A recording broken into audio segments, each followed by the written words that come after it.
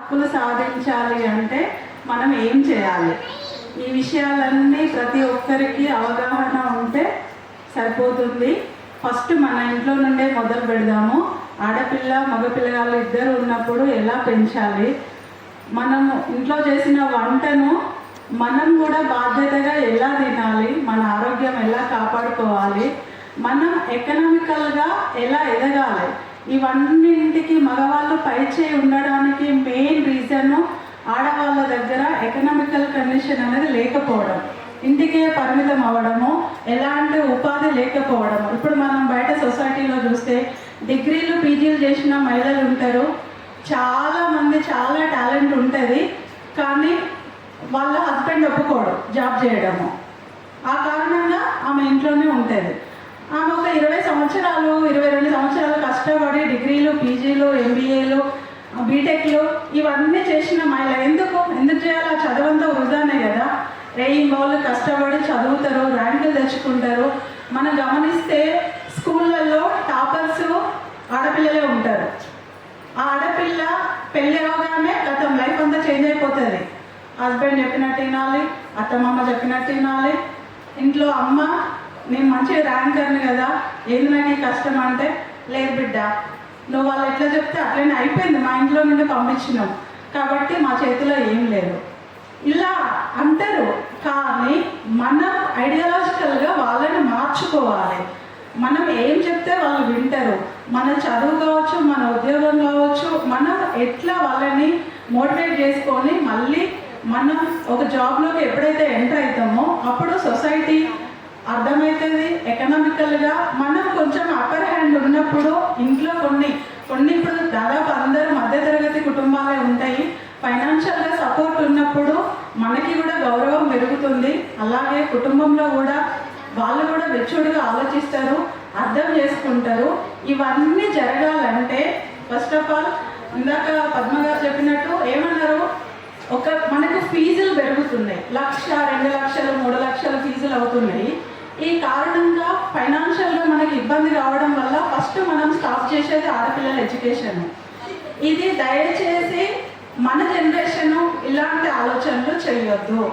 మన పేరెంట్స్ చేసి మనం డిగ్రీలో పీజీలో అంటే గవర్నమెంట్ జాబ్ చేయాలని ఎంత కోరుకున్నప్పటికీ వాళ్ళకి అవగాహన లేకపోవడము, మనకు అది అంటే ఎకనామికల్గా మనం అంతా సపోర్ట్ చేసే వాళ్ళు లేకపోవడం, మన ఇంట్లో బ్యాక్గ్రౌండ్ సరిగా లేకపోవడం మనం అలా ఆగిపోయినాం. కానీ మన జనరేషన్ అలా పిల్లల విషయంలో ఎడ్యుకేషన్ విషయంలో అలా ఆలోచించొద్దు. ఒకటి. రెండవది, మనం సొసైటీలోకి వచ్చిన తర్వాత మన బాధ్యత ఏంటి? ఒక చదువుకున్న అమ్మాయి ఆలోచించే విధానానికి ఒక చదువుకున్న అమ్మాయి ఆలోచించే విధానానికి చాలా తేడా ఉంటుంది. అంతే, ఆమెకు వేరే సోర్స్ ఉండదు.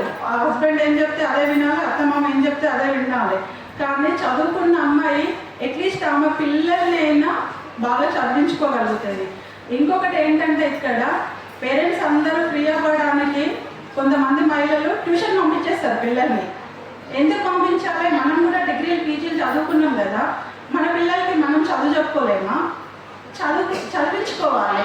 అదేవిధంగా హస్బెండ్ ఏమో అంటే ఉమెన్స్ డే అని కంప్లీట్ ఉమెన్ చాలా కష్టాలు ఫేస్ చేస్తుంది, మెన్ హ్యాపీగా ఉన్నారని కాదు. అక్కడ ఇద్దరు ఈక్వలే.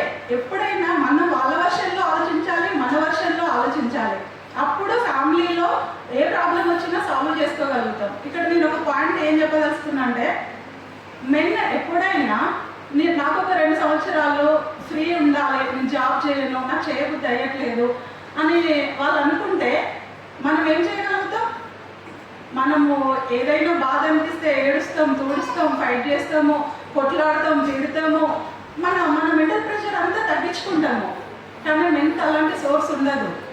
సో కాబట్టి ఇద్దరు ఈక్వలే. మనమేమో వాళ్ళని తప్పుపట్టాలని కాదు, కానీ అర్థం చేసుకునే విధానంలో మనం కూడా మెచ్యూర్గా ఉండాలి. చిన్న చిన్న విషయాలకే అలగడం, గొడవ పడడం, వెళ్ళిపోవడము, దాన్ని పెద్దదిగా చేసుకోవడము అలాంటి ఏం లేకుండా ఎప్పుడు ఉండేది ఒక మహిళ అంటే చదువుకోవాలి, బాగా సమాజంలో ఉన్న అవగాహన అంతా పెంచుకోవాలి. అప్పుడు ఒకవేళ నీకు తన ధోరణి నచ్చట్లేదు అని అంటే ఎలా ఉంటే బాగుంటుంది, నువ్వు ఎలా ఉండవు, అలా ఉండడం వల్ల నష్టం ఏంటి ఫ్యామిలీకి. ఇలా మనం నచ్చ చెప్తూ మన ఫ్యామిలీని హ్యాపీగా డీల్ చేస్తూ ఇలాంటి మహిళా దినోత్సవాలు ఇంకా హ్యాపీగా జరుపుకోవాలి, నిర్వహించుకోవాలి.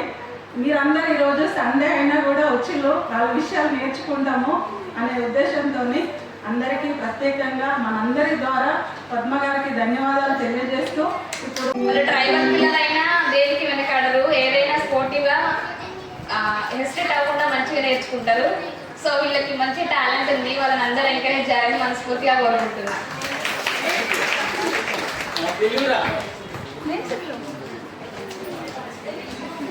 కళ్యాణి, సోనాలి,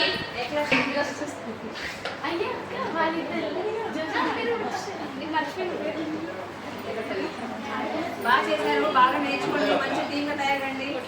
ఓకే, మంచి టీం, ఒక మంచి పేరు పెట్టుకోండి మీ టీంకి. ఓకే, మంచి మంచి పాటల మీద ఓకే.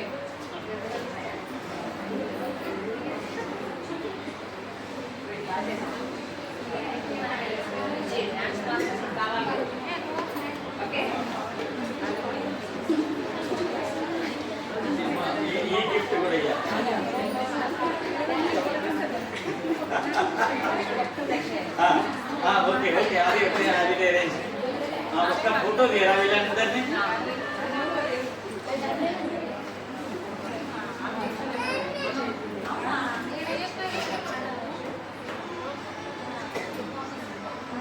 ओके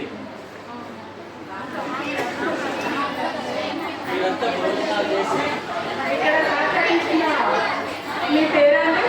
భాస్కర్ అండి.